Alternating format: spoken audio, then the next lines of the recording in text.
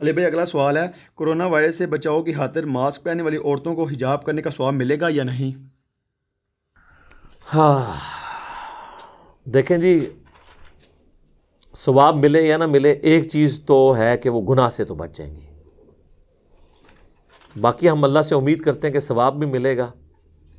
اگرچہ ایک حدیث ہے جو اس ڈاکٹرن کو سپورٹ نہیں کرتی، اور وہ حدیث ہے بخاری کی پہلی حدیث جو صحیح مسلم میں بھی ہے، مشکات میں بھی پہلی حدیث وہی ہے جو آپ اکثر عادی سنتے ہیں، انما الاعمال بالنیات. اعمال کا دار و مدار نیتوں پر ہے، اور یہاں اعمال سے مراد نیک اعمال ہے. برا عمل کیا، چاہے اچھی نیت سے کیا یا بری سے، وہ گناہ ہی ہے. اس کے سپورٹ میں اسی حدیث میں آگے الفاظ ہیں کہ جس شخص نے اللہ اور اس کے رسول کے لیے ہجرت کی، اس کی ہجرت اللہ اور اس کے رسول عز و جل و صلی اللہ علیہ وآلہ وسلم کے لیے لکھی جائے گی. اور جس نے کسی عورت سے نکاح کی غرض سے ہجرت کی تو اس کی وہ ہجرت اس عورت کے لیے لکھی جائے گی. گناہ تو نہیں ہوگا، ظاہر نکاح کرنا گناہ تو نہیں ہے، لیکن وہ اس ایکسٹرا آرڈنری ہجرت کے ثواب سے محروم ہو جائے گا. تو اس کے تحت تو جب آپ اپنی دنیاوی منفعت کی خاطر کوئی کام کر رہے ہوتے ہیں تو ظاہر ہے کہ اس میں پھر یہ خطرہ ہوتا ہے کہ وہ پیورلی اللہ کے لیے نہیں ہو رہا ہوتا. تو اس حدیث کے تحت دیکھا جائے تو ظاہر ہے کہ وہ پھر شاید اس طرح کا ایکسٹرا آرڈنری ثواب نہ ملے. لیکن ہم آپ کی امید بندھانے کے لیے آپ کو ایک اور حدیث بتا دیتے ہیں جو صحیح مسلم میں ہے کہ نبی علیہ السلام نے فرمایا کہ ہر تسبیح صدقہ ہے، یعنی سبحان اللہ. ہر تحمید صدقہ ہے، یعنی الحمدللہ. ہر تحلیل صدقہ ہے، یعنی لا الہ الا اللہ کہنا. امر بالمعروف و نہی عن المنکر، نیکی کا حکم دینا اور برائی سے روکنا بھی صدقہ ہے. حتیٰ کہ تمہارا اپنی بیویوں سے تعلق قائم کرنا بھی صدقہ ہے. یہ صدقہ پنجابی والا نہیں، عربی والا، یعنی نیکی کا کام ہے.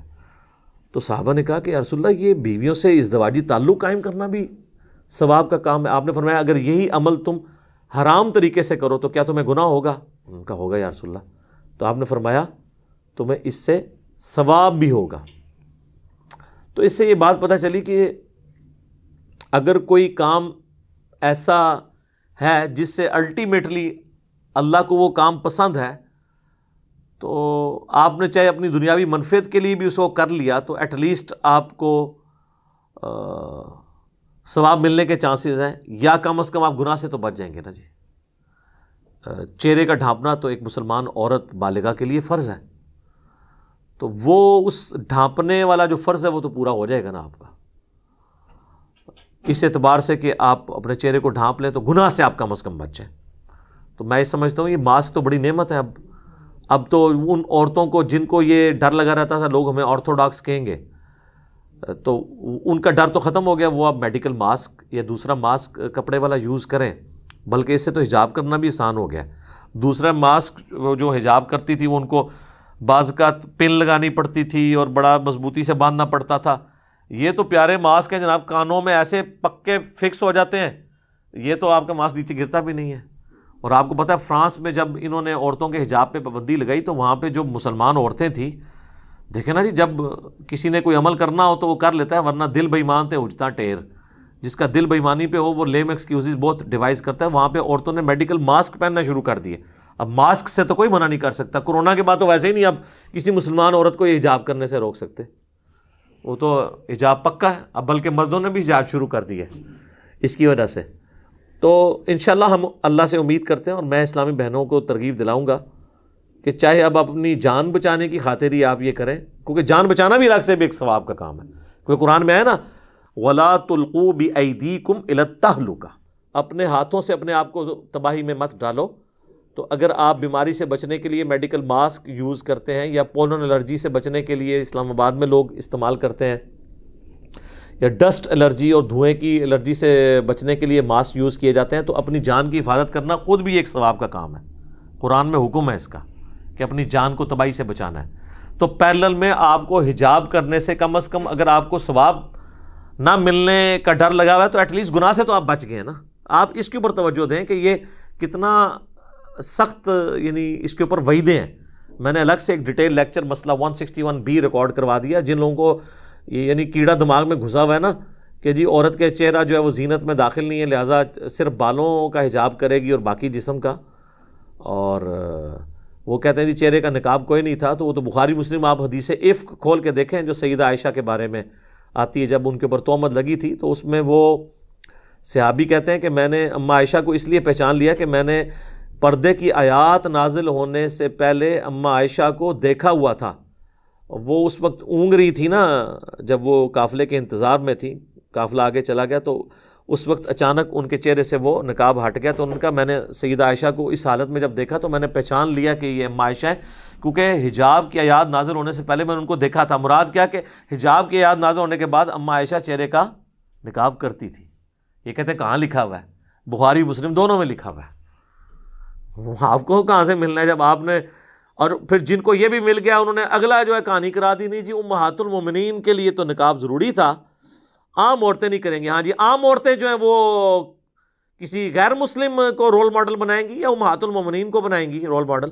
اور آج کے دور میں جب کہ اتنا فتنے کا دور ہے اور تصویر کی شکل میں بے حیائی کتنی عام ہو رہی ہے، اس میں تو اجتہاداً بھی اگر علماء یہ کہتے ہیں نا کہ چہرے ڈھانپے جائیں تو کوئی حرج نہیں تھا. اگر آپ کو اس سے چڑھ ہے کہ قرآن و سنت میں نہیں ہے تو یہ جو ہے نا وہ الفتنۃ اکبر من القتل، فتنہ جو ہے وہ قتل سے بھی بڑی چیز ہے.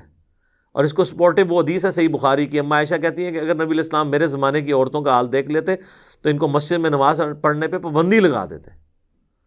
اور یہ اس زمانے کی بات ہو رہی ہے. تو آج کل آپ ذرا سوچیں، جب ہر ہاتھ میں اسمارٹ فون ہے، مساجد کے اندر سی سی ٹی وی کیمرے رکھے ہوئے ہیں، عورتوں کی ویڈیو بنا کے کوئی اس طریقے سے نیٹ پہ چڑھانا شروع کرتے ہیں، تو میں سمجھتا ہوں آج کل تو عورتوں کو مسجد میں اعتکاف بھی نہیں کرنا چاہیے، سیف نہیں ہے.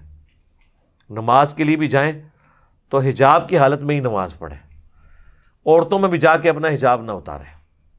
ایسی ایسی بازاری عورتیں پھر رہی ہیں اور وہ ایک گھر میں داخل ہوتی ہیں اور پورے محلے میں اس گھر کی خبر دیتی ہیں اور دوسرے گھروں کی اس گھر میں آ کے دیتی ہیں.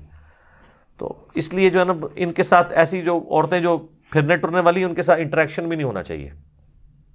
بخاری مسلم میں حدیث ہے، ایک ہجڑا آیا اور وہ ام سلمہ اور ان کے بھائی بیٹھے ہوئے تھے، نبی علیہ السلام کی بیوی ام سلمہ، اور وہ کہنے لگا کہ جب طائف فتح ہوگا نا میں وہاں تمہیں ایک عورت دکھاؤں گا کہ جو جب جاتی ہے تو اتنے اس کے پیٹ پہ بال پڑتے ہیں اور جب واپس آتی ہے تو اتنے، کیونکہ عرب کے لوگ موٹی عورتوں کو پسند کرتے تھے.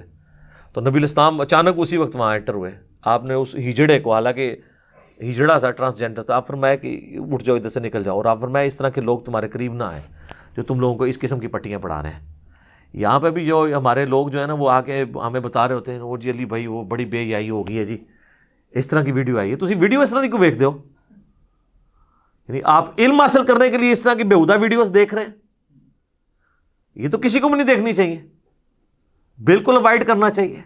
آپ نے اس کو دیکھ کے کون سا ایسا علم حاصل کرنا جو لوگوں کو بتانا ہے؟ سب کو پتہ ہے کیا ہو رہا ہے. لوگوں کو اس طریقے سے ایجوکیٹ نہ کریں کہ وہ الٹا برائی میں مبتلا ہو جائے اس کی وجہ سے. آپ کا کیا کام ہے اس طرح کی ویڈیوز دیکھنے کا اور پھر کہنے کا جی ہاں ہاں پتہ نہیں کیا ہو رہا ہے. ہاں کرنے سے آپ نے روک لینا، پھر تو آپ ضرور دیکھیں اور وہ اس ہاں کی فریکوینسی ہمیں بھی سکھا دیں کہ کیا ہے، تاکہ ہم بھی وہ ہاں ایک دفعہ ویڈیو میں کہہ کے تو لوگوں کو رکوا لیں. سب اس طریقے سے اس طرح کی چیزوں کا ذکر بھی کرنے کی ضرورت نہیں. آج تو مجبوراً میں نے وہ ایک ایشو ڈاکٹر ذاکر نائک کی وجہ سے کھڑا ہوا، وہ میں نے 8-10 دن صبر کر کے ریکارڈ کروایا، اور وہ آپ دیکھ رہے ہیں کہ میں کس طرح ہچکچاہٹ کے ساتھ ان ایشوز کو ڈسکس کر رہا ہوں.